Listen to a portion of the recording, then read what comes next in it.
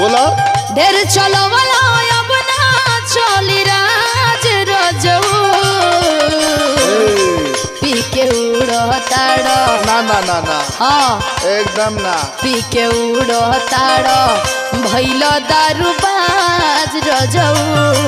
चल बाज रजऊ नौ से बाज रजऊ